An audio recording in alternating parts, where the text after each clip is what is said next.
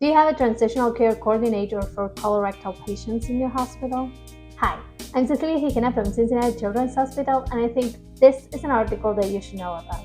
This is a systematic review done in the UK, and their aim was to establish and categorize challenges and solutions related to transitional care in colorectal patients.